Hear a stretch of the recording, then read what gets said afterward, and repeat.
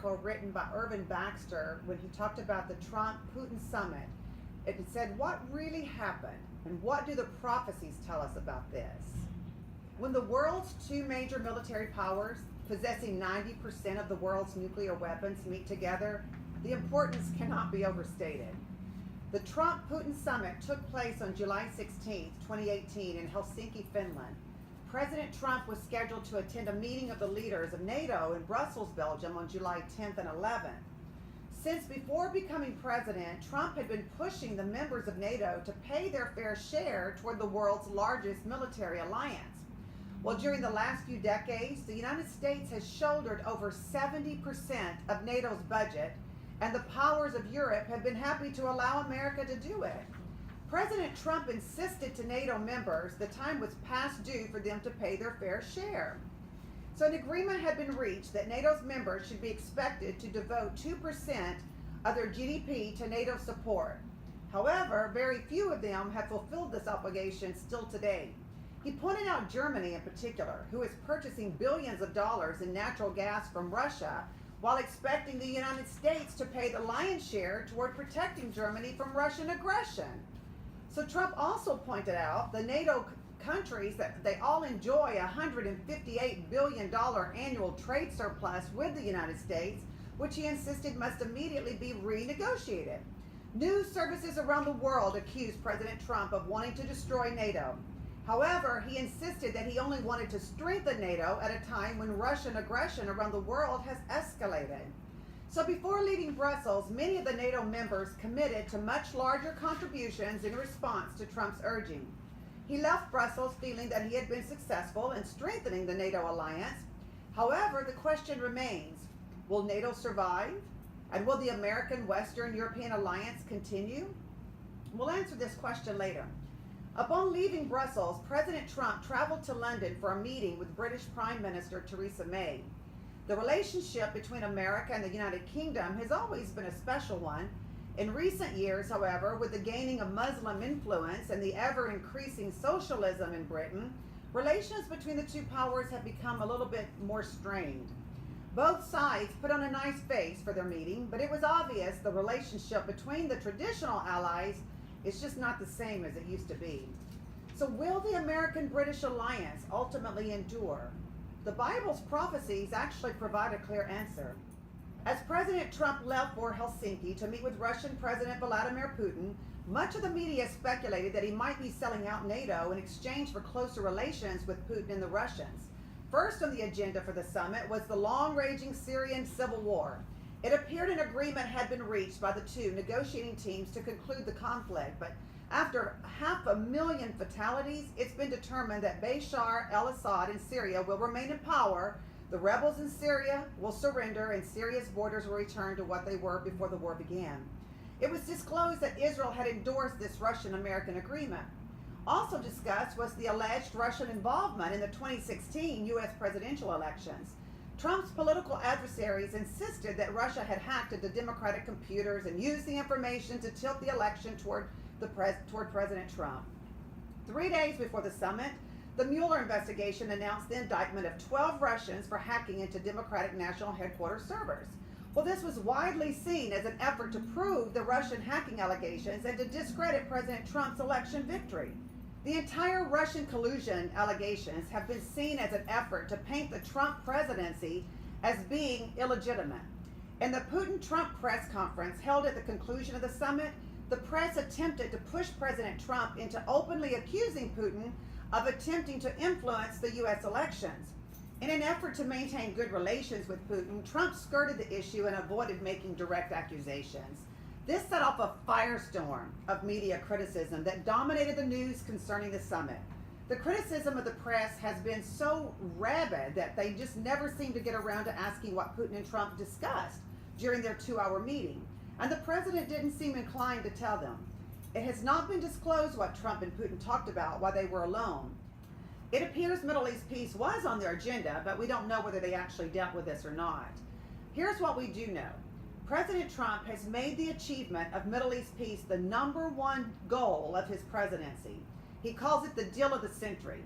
5 days before the summit, Israeli Prime Minister Netanyahu went to Moscow to meet with President Putin. 2 days before the summit, Palestinian leader Mahmoud Abbas traveled to Moscow to meet with Putin.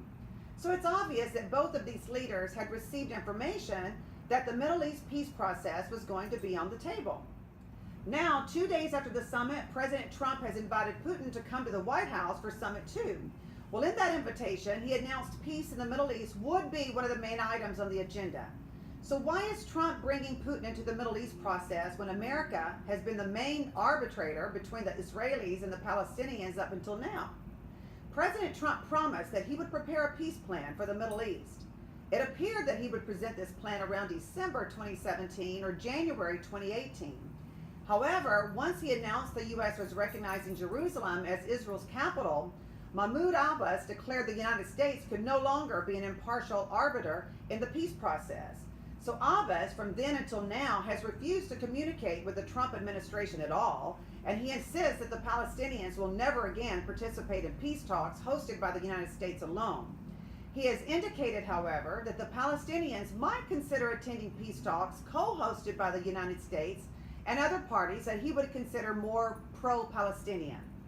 Well, President Putin has volunteered to host the peace talks in Moscow if the Israelis and the Palestinians would be willing. Israel would never be willing to enter peace negotiations without the protection of the American presence. However, if Putin and Trump would co-host peace negotiations, it seems likely that the Palestinians would return to the table. It looks like this is what Trump and Putin are planning with this follow-up summit. Now remember, Trump has a peace plan ready to go. You can be sure he has shared this plan with Putin. These two leaders have cooperated together to end the Syrian conflict. Wouldn't the world's two greatest nuclear powers be the best positioned to finally bring about a peace agreement in the Middle East?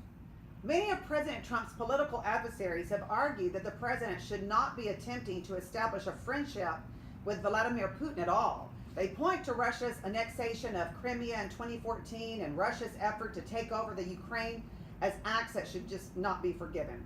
President Trump has stated that he doesn't see Russia as either a friend or foe. He simply sees Russia as the other nuclear superpower on the planet. He has stated that since Russia occupies a strategic position in the world, it would be good if the two nuclear superpowers could at least get along. In spite of all the chaos and criticism concerning the first Trump-Putin summit, President Trump has now extended an invitation to President Putin for another summit to be held at the White House. He stated that they have much unfinished business and the next summit will deal with Israeli security, fighting terror, limiting nuclear proliferation, and Middle East peace. So what do the prophecies say will ultimately happen? Will NATO fall apart as some people fear? Will America's traditional alliance with Great Britain survive? Will Putin dupe Trump into becoming more pro-Russian? Will America fulfill its pledge to always stand by Israel? Will there ever be a Palestinian-Israeli peace agreement? The prophecies of the Bible answer all of these questions, and the answers may surprise us. In Revelation chapter 13, verses 1 and 2, the structure of the world during the final 3.5 years before Armageddon is actually revealed. It says that a beast symbolizes a kingdom.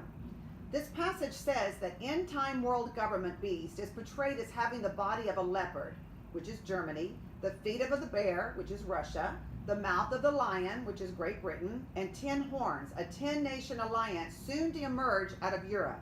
This prophecy depicting the end-time world government of the Antichrist tells us a lot. It reveals that Russia is going to be a part of the world government and will be in alliance with the powers of Europe. All the symbols of the Revelation chapter 13 prophecy were used in Daniel chapter 7, foretelling the nations would be on earth at the time of the second coming of Jesus. The United States was depicted there as an eagle. Once the nations of Daniel 7 merge into one in Revelation 13, depicting the New World Order, the eagle's wings are gone. It's obvious the United States is not going to be part of the end-time alliance of the Antichrist. This means the NATO alliance will have disintegrated. Already, Germany and France are moving to form a European military alliance separate from NATO. The Germans and the French resent America's domination of NATO and are no longer willing to submit themselves to it.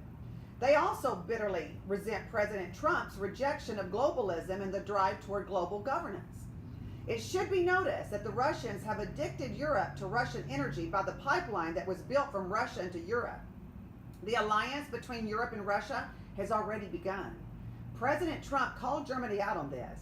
He said that Germany was sending billions of dollars to Russia annually for energy while depending on America to foot the majority of the bill for defending Germany against Russia. Also from this prophecy, we see that those who fear an alliance between Russia and the United States actually have nothing to fear. Instead, the coming alliance between Russia and Europe should be our main concern. Revelation chapter 12 contains a prophecy about a woman with 12 stars about her head. The woman is Israel, and the 12 stars symbolize the 12 tribes of Israel. In Revelation chapter 12, the woman is being attacked by the Antichrist and his end-time world government. This effort will be thwarted by the protection of the woman, it says, by 2 wings of a great eagle. Again, the eagle is the United States. We learn from this why the eagle is not included in the world government beast of Revelation chapter 13, because America is going to be an enemy of the world government in the end time. Furthermore, we're going to protect Israel against the world community that will try to destroy her. The events of Revelation chapter 12, verses 13 and 14 specifically refer to the final 3.5 years, times and a half time, immediately preceding the Battle of Armageddon and the second coming of Jesus Christ to the earth. Donald Trump is right in his opposition to globalism. There is going to be a peace agreement between the Israelis and the Palestinians. A Palestinian state will be created. The Temple Mount will be placed under a sharing arrangement so that both Muslims and Jews can worship there. The Jews will be allowed to build their third temple without disturbing the Al-Aqsa Mosque or the Dome of the Rock. The only issue that will be left unresolved by the peace agreement will be the status of Jerusalem. Dealing with that issue will be postponed until later, possibly 7 years later. Will the peace agreement be the one prepared by the Trump administration, and will it be achieved in the immediate future? We can't answer those questions yet, but what we do know is that there is going to be a Palestinian-Israeli peace agreement, and its signing will mark the beginning of the final 7 years to Armageddon and the second coming of Jesus. Once the 7 years expires, the Palestinians and the world community will insist that Israel surrender East Jerusalem so that it may become the capital of the new Palestinian state. Israel will continue to refuse. By then, the United Nations will be stronger than it is now. The world community will demand Israel surrender East Jerusalem or else. Again, Israel will not yield. A world government force led by Russia, including Iran, Turkey, and others, will launch a military invasion of Israel. This will precipitate the prophesied Battle of Armageddon. Folks, Jesus is coming soon. Are you ready? Bye-bye for now. Jesus is the answer.